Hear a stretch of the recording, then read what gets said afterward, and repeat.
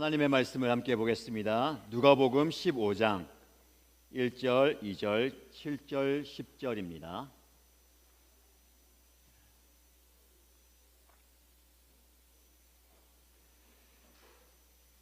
누가복음 15장 1절, 2절, 그리고 7절과 10절 말씀을 함께 읽겠습니다.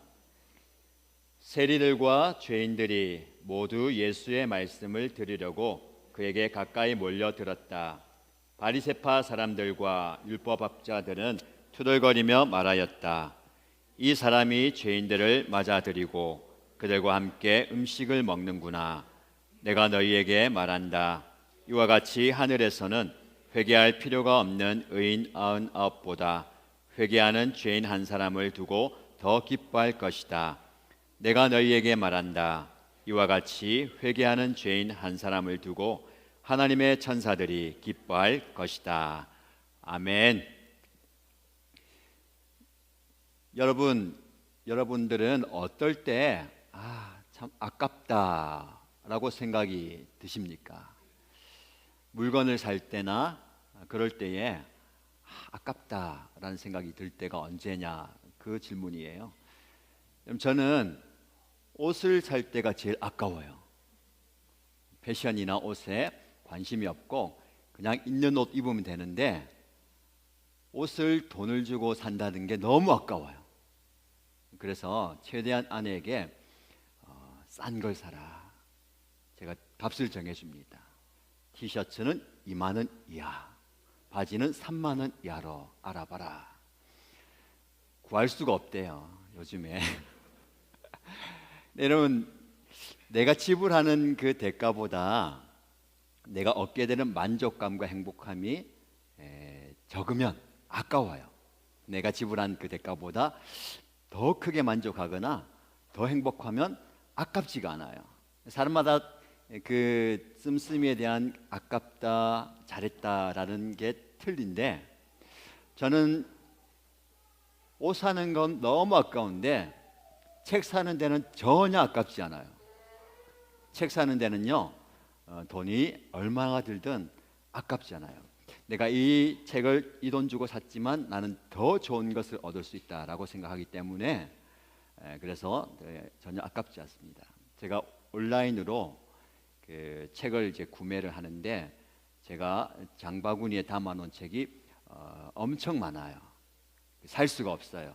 수백만 원 정도 되기 때문에. 근데 옷은 너무 아까워요.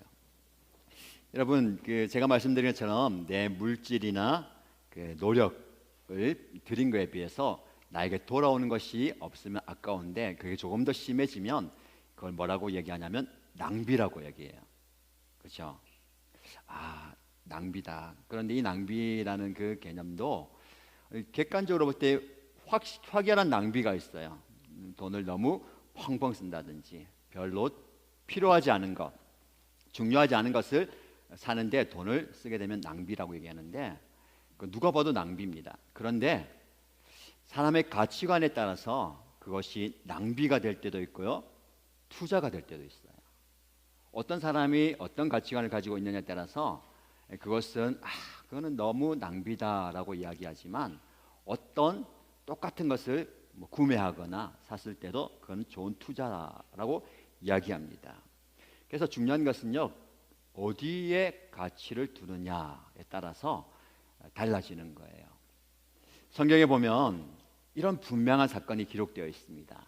마태, 마가, 누가, 이 공관복음, 같은 관점으로 보는 복음서라는 건데, 이 세 복음서에 동일하게 기록된 이야기예요. 그만큼 중요한 이야기겠죠. 예수님께서 한 마을에 들어가셨습니다. 한 집에서 식사를 하시는데 어떤 여인이 예수님께 찾아와요. 그 여인을 가만히 보니까 모든 동네 사람들이 다 알만한 죄인이라고 낙인 찍힌 여인이에요. 수근수근 거리겠죠. 저 여자가 왜 이곳에 왔지? 예수님에게 뭘 하려고? 그런데 가만히 보니까 손에 뭘 들고 오는 거예요. 유심히 보니까 향유병이 든 병이에요. 향유가 든 아주 비싼 향유가 든 병을 들고 와서 뭘 하냐 보니까 예수님 발 앞에 무릎을 꿇고 그 병을 깨뜨려서 순전한 나드 향유를 예수님의 발에 부어요. 그리고 눈물을 흘립니다. 자신의 머리칼로 예수님의 발을 닦아드리고 그 발에다가 입을 맞추는 거예요. 사람들이 수근거리고 비난합니다. 저 여인이 예수님에게 다가온 것, 찾아온 것도 마뜩지 않은데 저 비싼 향유를 예수님의 발에 부어버리니까 제자들마저도 저 여인에게 왜 그렇게 비싼 것을 낭비하느냐, 어째서 너가 그것을 허비하느냐라고 나무랍니다. 성도 여러분, 그 자리에 있는 많은 사람들, 제자들마저도 이 여인이 한 행동을 낭비다, 허비다라고 이야기합니다. 그런데 여인과 예수님은 다르게 생각했어요. 내가 이 비싼 나드 향유를 가지고 예수님의 발 앞에 엎드려서 부어버리는 것, 이것은 결코 낭비가 아니다라고 생각합니다. 그래서 여인은요, 자기가 평생 어떠면 모은 그 귀한 그 향유를 예수님 발 앞에 부어버렸어요. 예수님께서도 그것을 아셨기 때문에 모든 사람들에게 이 여인은 장차 내가 십자가에서 죽게 될, 그래서 장례를 치르게 될 것을 미리 표현한 것이다, 보여주신 것이다. 이 얼마나 귀하냐면 앞으로 복음이 증거되는 그 모든 곳에서는 여인이 한 행동을 다 알게 될 것이고 다 증거되고 다 선포될 것이다 라면서 칭찬해 주셨어요. 모든 사람들이 그 행동을 낭비한 것이다, 그 귀한 것을 허비한 것이다 했지만 예수님과 이 여인은 다르게 본 거죠. 그만큼 예수님의 죽으심과 부활이 가치가 있다는 겁니다. 예수님은 계속해서 천국에 대해서 이야기하면서 천국이 얼마나 가치가 있냐면 너희가 가진 모든 소유를 다 팔아서라도 그것을 살 만큼 가치가 있다라고 이야기합니다. 이게 우리가 가진 천국이고 하늘나라이고 복음이고 영생입니다. 여러분, 우리가 가진 복음이요, 우리가 예수님의 죽으심을 통해서 얻게 된 이 복음과 생명이 이런 가치가 있는 거예요. 여러분이 가진 모든 것을 다 팔아서라도 얻어야 됩니다. 추구해야 되는 거예요. 우리가 거꾸로 생각해요. 그렇죠? 이건 별거 아니라고 생각해요. 뭐 주면 좋고 없으면 그만인 것. 그러나 나는 다른 것을 찾기 위해서 더 애를 쓰고 길을 쓰고 죽을 만큼 노력하는 게 우리의 모습인 것 같습니다. 여러분, 오늘 본문의 말씀을 들어가면요, 정말 가치 있는 것, 정말 가치 있는 것이 무엇인지에 대해서 이야기하고 있습니다. 예수님께서 누가복음 15장에 세 가지 비유를 말씀하세요. 비유는 아주 쉽게 이야기를 통해서 제자들과 사람들에게 복음에 대해서, 천국에 대해서 이야기하는 거거든요. 쉬운 세 가지 이야기를 얘기하는데 이 세 가지 이야기가 무엇일까요? 첫 번째는 100마리의 양을 가진 목자가 있어요. 그런데 한 마리 양을 잃어버렸어요. 그래서 이 목자가 어떻게 합니까? 이 한 마리 잃어버린 양을 찾기 위해서 99마리의 양을 두고 광야로 나가는 거예요. 그 이야기가 첫 번째 이야기고요. 두 번째 이야기는요, 한 여인의 이야기인데 이 여인이 10드라크마가 있었어요. 이 드라크마는 그 당시에 은전의 명칭인데 은으로 만든 동전이잖아요. 이 한 드라크마는 뭐 하루 일꾼의 품삯 정도, 임금 정도 되는 거예요. 10드라크마가 있는데 한 드라크마를 잃어버렸어요, 집에서. 그래서 이 한 드라크마를 찾기 위해서 등불을 켜고 비지를 하면서 수고하면서 찾는 여인의 이야기가 두 번째 이야기고요. 세 번째 이야기는 두 아들이 있는 아버지가 있었는데 둘째 아들이 아버지에게 나에게 물려줄 재산을 다 주십시오. 아버지가 재산을 물려줬는데 그것을 가지고 멀리 외국에 가서 다 탕진해버리고 돌아오는데 아버지가 그 아들 맞이해주는 잃어버린 아들에 대한 이야기예요. 이 세 가지 이야기를 예수님께서 비유로 말씀하는 본문입니다. 여러분, 이 세 가지 비유에 공통점이 있고 차이점이 있어요. 차이점을 먼저 생각해 보면요, 잃어버린 그 사람들이 다르죠. 잃어버린 대상도 틀려요. 100마리의 양 중에 한 마리 양을 잃어버렸다면 이 양이 자기 마음대로 양떼거나 우리를 떠나버린 거예요. 그래서 그 양을 찾기 위해서 목자가 애를 쓰는 거고, 두 번째, 동전을 잃어버린 것은요, 동전은 스스로 움직이지 못하잖아요. 여인이나 누군가가 잃어버렸는데 그 동전을 찾기 위해서 애를 쓰는 거예요. 마지막 아들의 이야기는요, 이 아들이 좀 더 과감하게 전 재산을 나에게 물릴 유산 주세요. 그리고 그 유산 가지고 가서 허랑방탕하게 살다가 아버지께로 돌아오는 그 이야기입니다. 이게 좀 차이가 있어요. 잃어버렸다는 공통점이 있지만 잃어버린 대상과 방법이 좀 차이가 있습니다. 이 이야기를 통해서 저와 여러분들이 오늘 하나님 아버지의 마음을 좀 깨달았으면 좋겠어요. 예수님께서 이 세 가지 비유를 말씀하시는 이유가 있습니다. 배경이 있어요. 왜 예수님께서 이 세 가지 이 비유를 말씀하시냐면, 예수님께서 식탁을 가지고 계십니다. 많은 사람들과 먹고 마시는데 가만히 보니까 그곳에 세리와 죄인들이 예수님과 함께 먹고 있는 거예요. 바리새인들이나 율법학자들, 소위 말해서 종교적인 사람들, 날 때부터 지금까지 율법을 잘 지키고 하나님 보시기에 사람들 앞에 의롭다고 생각했던 이 사람들이 모니까 이건 아닌 거예요. 아니, 어떻게 예수님이, 모두가 존경하고 우러러볼 예수님이 저런 사람들과 함께 같은 식탁에서 밥을 먹고 있냐, 그거예요. 세리와 죄인들. 이해할 수 없었습니다. 받아들일 수가 없었어요. 여러분, 중요한 것은요, 우리가 바로 알아야 바로 믿을 수가 있어요. 유대인들 중에서도 특별히 바리새인들, 율법학자, 서기관들은 스스로 하나님을 잘 알고 있다, 율법을 잘 알고 있다, 나는 잘 믿고 있다 생각했는데 하나님을 바로 알고 있지 못했습니다. 그래서 잘못 믿고 있는 거야. 잘못 믿으니까 잘못 사는 거예요. 여러분, 하나님을 바로 알아야 됩니다. 저와 여러분들이 오늘 예배드리고 말씀을 듣고 신앙생활 하는데 바로 알아야 바로 믿을 수가 있어요. 정말 잘 믿고 열심히 사는 사람들 중에 바로 못 믿어서 엉뚱한 삶을 사는 사람들이 너무 많아요. 그들을 우리는 이단이라고 이야기하죠. 얼마나 열심인지 몰라요. 얼마나 착한지 몰라요. 얼마나 잘 사는지 몰라요. 근데 잘못 알고 잘못 믿고 잘못 사는 거예요. 오늘 저와 여러분들이 하나님을 바로 알았으면 좋겠습니다. 이 바리새인들과 서기관들을 비롯한 유대인들은요, 하나님을 바로 알지 못했어요. 어떻게 알았냐면 하나님은 의인들의 하나님이라고 생각했어요.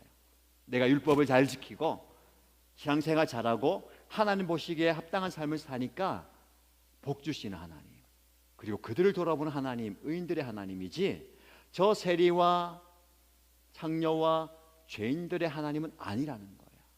예수님도 마찬가지죠. 하나님의 아들이시라면, 당신이 하나님이라면 의인들의 하나님이어야 되는데 그 죄인들과 함께 식탁에 있다니 그것은 불경건한 것이고 거룩하지 않은 모습입니다 라고 이야기하는 거예요. 그러나 여러분, 이것은 정말 잘못 알고 있는 겁니다. 여러분, 예수님이 왜 이 땅에 오셨어요? 왜 하나님께서 예수님을 이 땅에 보내주셨을까요?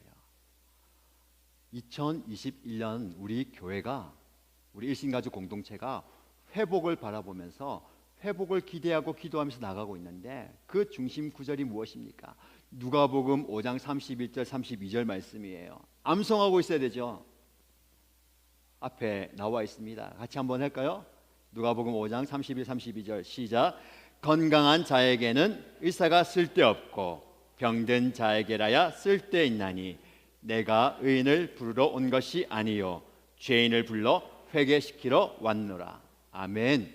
예수님은 이 땅에 의인을 만나서 잘했다, 잘하고 있다 칭찬하러 온 게 아니에요. 죄인들, 모든 사람들이 싫어하고 꺼려하고 나는 어떻게 할까 고민하고 있는 그 죄인들을 회개시켜서 구원하기 위해서 오신 거예요. 그게 예수님의 이 땅에 오신 이유입니다. 그래서 의사로 오신 거예요. 여러분, 건강한 사람은 의사가 필요 없어요. 병들어야 의사를 찾게 되는 거죠. 그때야 비로소 병원에 가는 거예요. 구원도 마찬가지잖아요. 나는 구원이 필요 없다, 하나님 필요 없다, 천국도 필요 없다, 나는 내 마음대로 내 살 것 다 살고 있겠다. 지금 사람들이 그렇게 살고 있어요. 그러나 하나님 보시기에는 모두가 다 죄인이라는 거예요. 그 죄인을 구원하기 위해서 이 땅에 오신 예수님이 죄인과 함께 먹고 마시고 생활하는 게 뭐가 잘못됐냐? 예수님은 그 죄인인 저와 여러분들을 구원하러 이 땅에 오신 거예요. 이걸 우리가 바로 알아야 되는 것이죠. 지금도 우리가 바로 알아야 되는 게 이겁니다. 우리는 바로 알지 못하고요, 내 생각과 내 전통에 사로잡혀 있어요. 그래서 내가 생각하는 하나님을 만들고 내가 만든 하나님을 믿고 있는 거예요. 여러분, 하나님은 저와 여러분들을 죄에서 구원하기 위해 오셨어요. 지금 하나님이 행하시는 모든 일들은 죄인을 구원하시는 구원의 역사입니다. 그래서 우리는 정말 이 바리새인들, 유대인들 스스로 의롭다고 생각했던 사람들의 틀을 깨어야 되는 거예요. 절대 그렇게 하면 안 돼요. 우리 모두가 다 죄인입니다. 주님 앞에 저는 죄인입니다. 보잘것없습니다 라고 고백하고 나가야 되는 거예요. 여러분, 이 전에 나오실 때에 어떤 마음으로 오셨어요? 하나님, 제가 주님의 전에 나와서 하나님의 은혜가 절실합니다. 하나님의 도우심이 필요하고 구원의 은혜가, 하나님의 만지심과 하나님의 치료하심이 필요합니다라는 갈급한 심령으로 나오셔야지, 아이고 내가 한번 예배 드려줄게요, 시간도 남는데 예배 드리다가 오늘 빠지면 안 되니까 마음에 가책이 있으니까 나오고, 그게 아니에요. 하나님 앞에 정말 갈급한 심령으로, 주님 저는 죄인입니다, 나를 불쌍히 여겨 주옵소서라는 마음으로 나올 때에 하나님께서 구원의 은혜와 치유의 은혜를 베풀어 주실 줄 믿습니다. 그런 은혜를 우리가 경험해야 되는 거예요. 여러분, 예수님께서 그런 배경 속에서 이 이야기를 한 거예요. 너희는 스스로 의롭다 생각하고 의인이다 생각하는데 그렇지 않다. 우리 모두가 다 잃어버린 한 사람이다 라는 말씀을 하는 거예요. 자, 말씀으로 들어갔어요. 이제 공통점을 두 가지를 나눠서 이야기하고 싶은데, 첫 번째 공통점은요, 잃어버렸다는 거예요. 잃어버렸는데, 여러분, 잃어버리면 반응이 두 가지가 나와요. 그 잃어버린 게 너무 아까워서 시간과 물질과 에너지를 들여서 찾는 반응이 있어요. 꼭 찾아야 되는 거예요.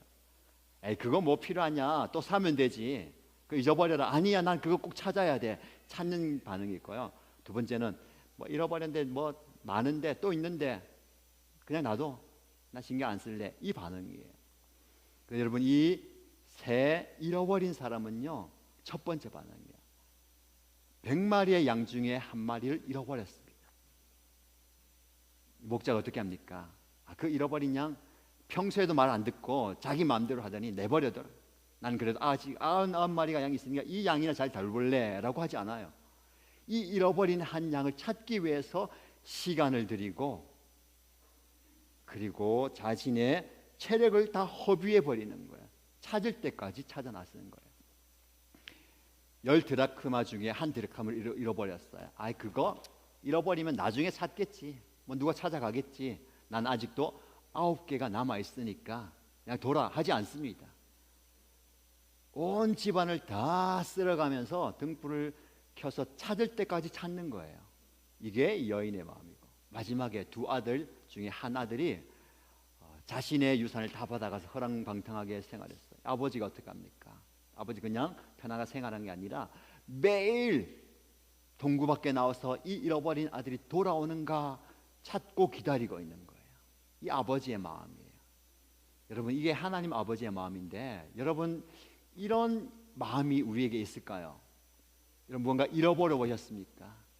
여러분, 귀한 걸 잃어버리면 우리 마음이 어때요? 속이 쓰려요. 별 대수롭지 않은 거 잃어버리면 별로 신경 안 써요.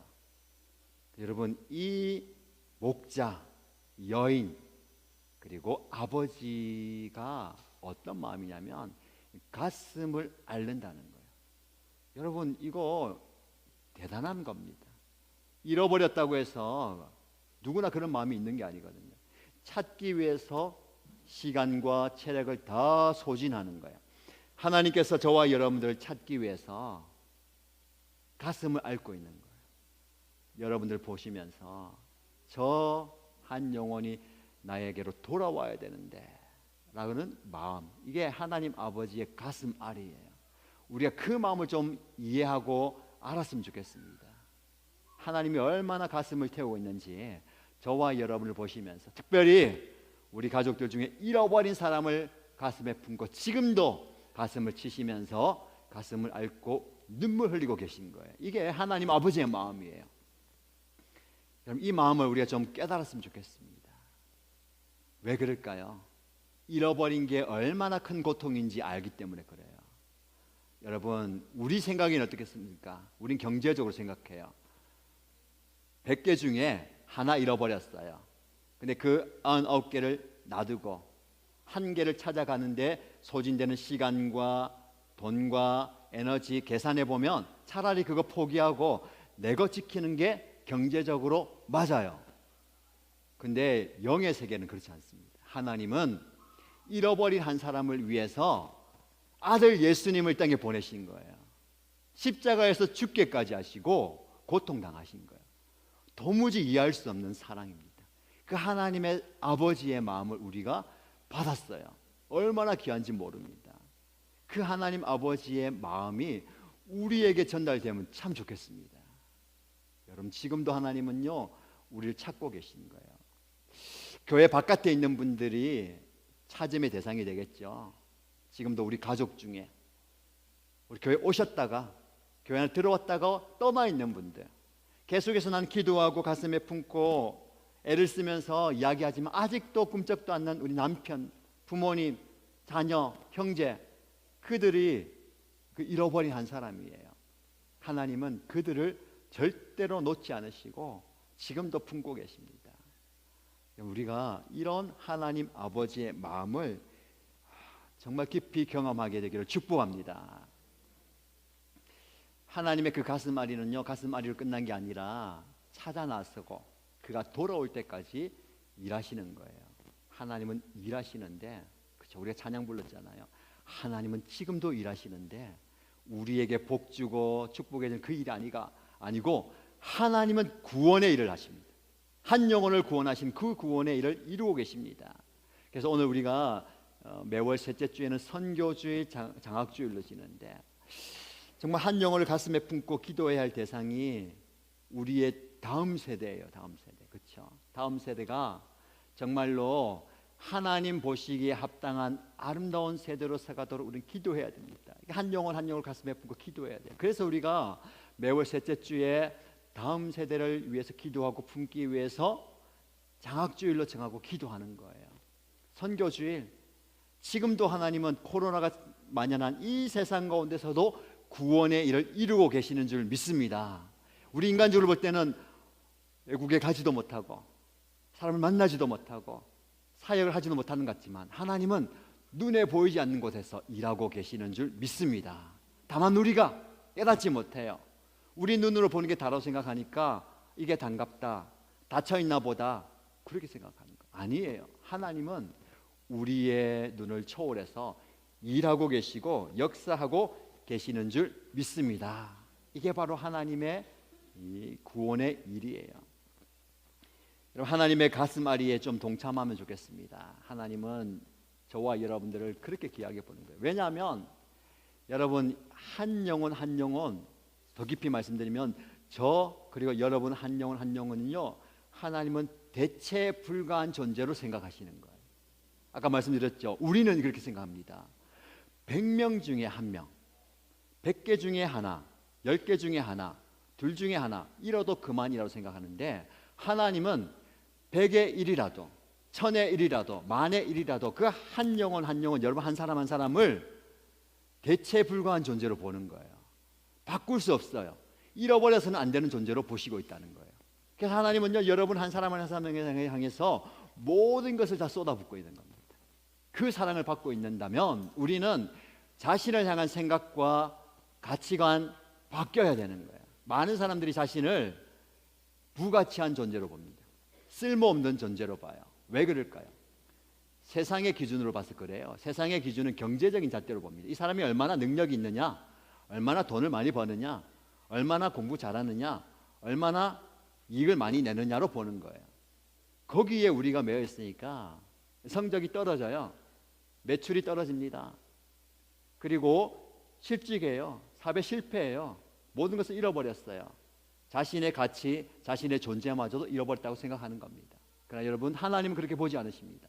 여러분이 실패해도, 여러분이 시험에서 낙제해도, 여러분이 넘어져도 쓰러져도 하나님은 여러분을 찾고 계십니다. 여러분을 가슴에 품고 세상에서 어느 누구보다 귀한 존재로, 아름다운 존재로 보시는 줄 믿습니다. 그게 바로 우리예요. 그래서 여러분 실망하지 마십시오. 낙심하지 마십시오.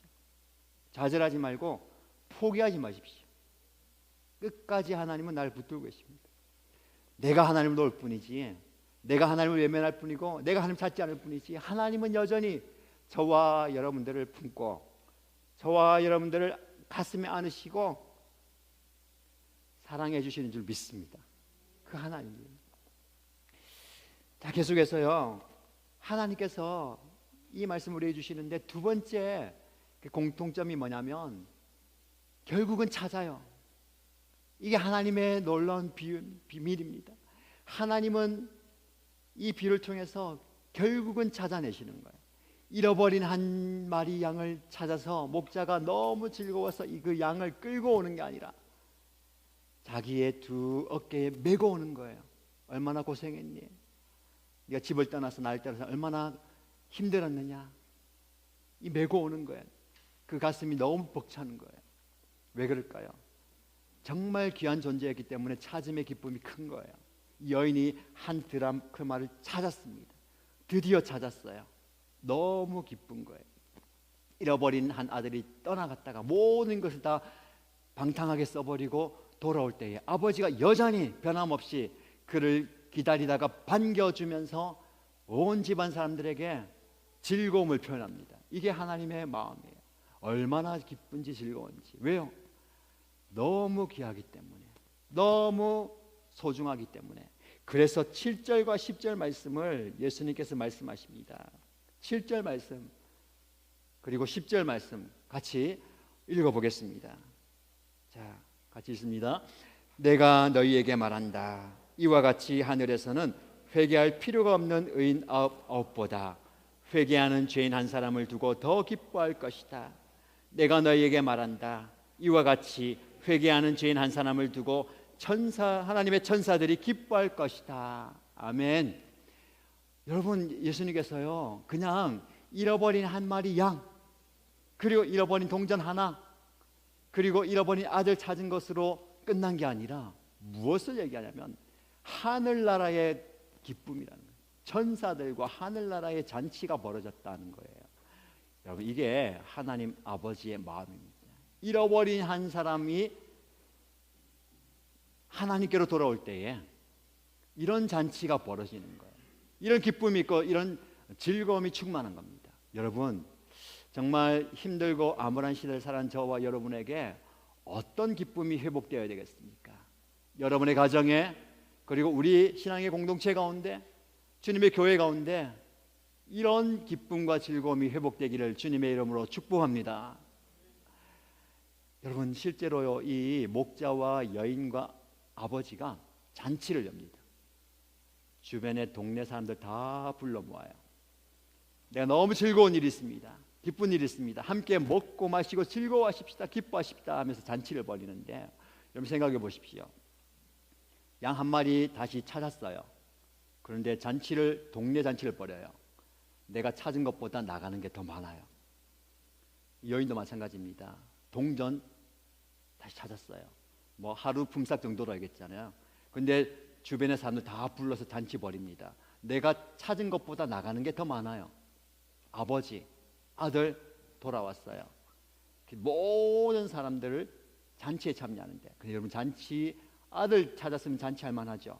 그런데 더 깊이 들어가면 그 당시 문화에 볼 때에 둘째 아들이 아버지의 유산을 받아가지고 가버리는 것은 사회적으로도 매장당할 만한 일입니다. 아버지가 돌아가셔야 자식에게 유산이 물려지는데 버젓이 살아계신데 제 유산 다 주세요 하고 가버렸어요. 그리고 다 써버리고 돌아왔을 때에 이 아버지가 그 아들을 아들로 다시 받아주는 거예요. 주변에서 뭐라고 얘기했겠습니까? 정신 차리게 쫓아내버려라. 그런 아들 받아봐야 또 그런다 하지 않았겠습니까? 그런데 이 아버지는 귀한 옷을 입으면 다시 아들로 받아들이는 거예요. 여러분, 이게 회복입니다. 우리의 신분의 회복이고요, 우리의 자리의 회복이에요.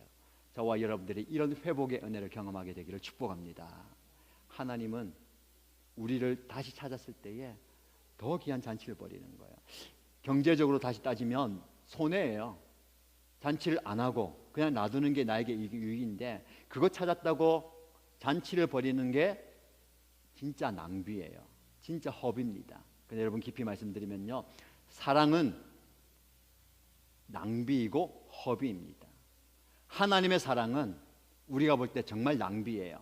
저와 여러분을 향한 하나님의 사랑, 예수님의 십자가의 보혈은 낭비입니다. 그 예수님의 십자가 보혈이 우리를 구원하였지만 우리는 어떤 삶을 살고 있습니까? 여전히 나 중심적으로 하나님의 은혜에 보답하기보다는 잃어버린 양, 잃어버린 아들처럼 그렇게 살아가는 게 우리의 모습이잖아요. 하나님은 그래도 우리에게 사랑을 흘러보내십니다. 낭비고 허비예요.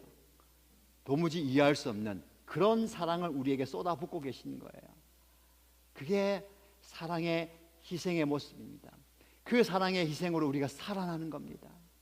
우리가 그 사랑을 받고요, 우리를 통해서 그런 사랑의 은혜가 흘러가게 되기를 축복합니다. 사랑은 정말 낭비고 허비예요. 그런 생각 많이 하시죠? 야, 어떻게 저럴 수가 있냐, 이럴 수가 있냐, 내가 쏟아부은 게 얼만데, 내가 너를 위해서 해준 게 얼만데. 그런 마음 가진다는 건 우리 인간의 생각인데요, 여러분, 그게 사랑입니다. 그게 희생이에요. 그게 부모님의 사랑과 희생 아닙니까? 어제 우리 교회에서 또 온라인 목자 목녀 목부 수련회를 진행했어요. 요즘 코로나기 때문에 다 모여서 못하고 다 가정과 교회로 흩어져서 방역 수칙을 지켜서 교회 현장에서 또 하실 수 있는 분들 하시고, 또 가정에서 하실 수 있는 분들 하는데, 전국적으로 3,500명 정도의 목자 목녀 목부님들이 온라인을 통해서 수련을 통해서 귀한 도전을 받았는데, 이 목장 사역이 이런 사랑의 장소예요.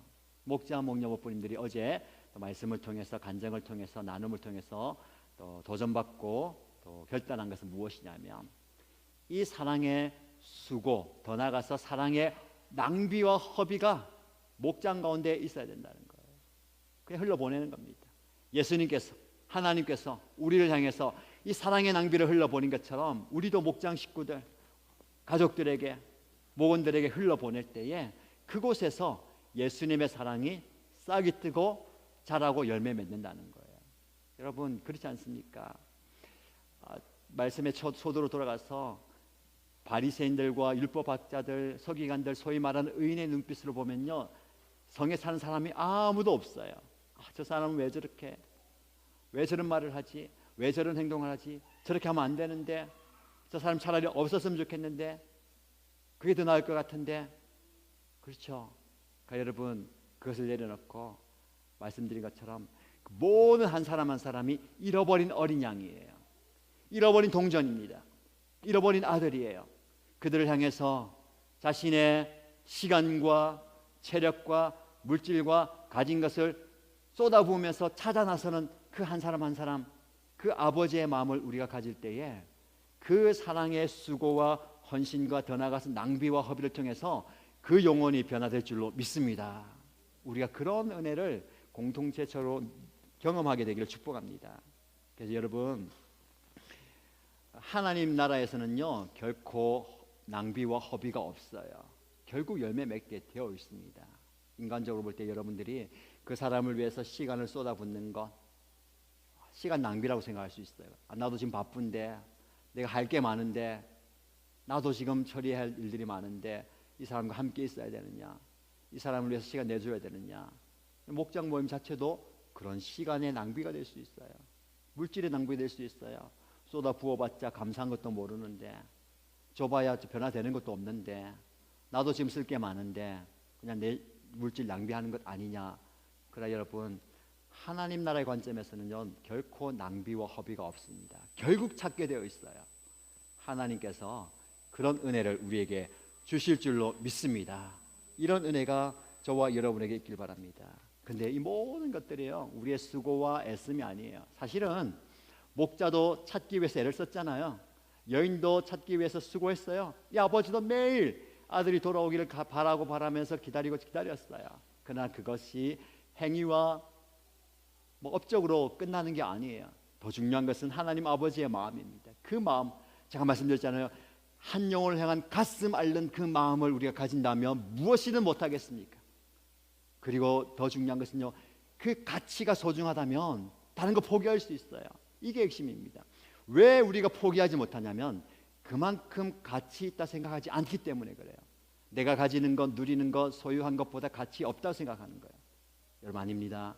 그 영혼이, 그 사람이 여러분들이 세상에서 실패하더라도, 가진 게 없더라도, 부족하더라도 대체할 수 없어요. 바꿀 수가 없습니다. 가장 귀한 존재입니다. 그래서 우리가 가진 모든 것들을 희생할 수 있는 거예요. 낭비할 수 있습니다. 쏟아부을 수 있습니다. 이게 바로 하나님 아버지의 마음이에요. 하나님 아버지께서 저와 여러분들의 그런 사랑을 베풀고 계십니다. 힘들고 어려워도 여러분, 이 사랑을 기억하십시오. 이 사랑 안에 감사하십시오. 그 사랑 안에 오늘을 살아가시고 내일을 소망하십시오. 그 사랑의 손으로 하나님께서 저와 여러분들을 붙들어 주실 줄로 믿습니다. 스펄전 목사님의 이야기를 전해주면서 말씀을 마무리하겠습니다. 영국의 유명한 목사님이죠. 설교가로 유명했는데 이 목사님이 순회 설교를 다니셨는데 한 시골에 가보니까 바람이 부는데 풍향계가 크게 돌고 있어요. 여러분, 바람이 불면은 바람이 어느 방향으로 부는지, 얼마나 세게 부는지 그걸 알려주는 풍향계가 있는데 가만히 유심히 보니까 풍향계 끝에 글귀가 써 있는 거예요. 뭐라고 써 있냐 하면 God is love. 하나님은 사랑이시라. 요한일서 4장 16절 말씀이 있는 거예요. 너무 귀한 거잖아요. 하나님은 사랑이시라. God is love. 그런데 가만히 보니까 바람이 부는데 그 바람에 따라서 막 움직이고 요동치는 거예요. 그래서 주인 농부에게 물었습니다. 저 말을 보니까 귀한데 저 말은 하나님의 사랑이 바람 부는 대로 막 요동치고 움직인다는 이야기입니까? 라고 물어봤어요. 그 농부가 아니지요. 바람이 어떤 방향으로 불든지 얼마나 세게 불든지 하나님은 사랑이시다라는 것은 변함이 없다는 말씀입니다. 이 말씀에 감동을 받은 거예요, 목사님이. 여러분, 귀하지 않습니까? 여러분, 바람이 저와 여러분의 삶 가운데 얼마나 세게 불어오는지 몰라요. 어느 방향으로 불어오는지 몰라요. 때로는 우리가 쓰러지기도 하고 넘어지기도 합니다. 그리고 바람에 날려서 내가 어디에 있는지 모를 정도로 정신을 차리기 어려울 때도 있어요. 우리 그 바람 보면서 낙심합니다. 바람 보면서 실망합니다. 그러나 여러분이 어느 방향에 있든지 어떤 곳에 있든지 얼마나 큰 바람이 불어오든지 이 사실은 변하지 않습니다. God is love. 하나님은 사랑이시고 하나님은 여러분 사랑하십니다. 이 사랑은 변하지 않습니다. 이 사랑의 마음, 이 진리를 우리가 마음에 품는다면 저와 여러분이 처한 상황에서 언제나 감사할 수 있고 언제나 담대할 수 있고 언제나 능력 있게 외칠 수가 있습니다. 우리 함께 외칠 수 있습니다. 하나님은 사랑이십니다. 하나님은 여전히 여러분을 사랑하십니다. 지금도 여러분을 사랑하시고 영원히 여러분을 사랑하십니다. 하나님은 사랑이십니다. 이 고백을 드릴 수 있는 저와 여러분 되시기를 주님의 이름으로 축복합니다. 아멘. 말씀을 기억하면서 찬양하십시다. 여러분, 하나님은 저와 여러분들 만드신 분이에요. 그렇기 때문에 우리를 가장 잘 알고 계시고 어디에 있든지 무엇을 하든지 우리를 사랑하시고 우리를 품어주시고 우리와 함께 계십니다. 그 하나님의 사랑이 끝이 없습니다. 그 하나님의 사랑을 고백하면서 찬양하시고요, 준비하신 예물 드리도록 하겠습니다.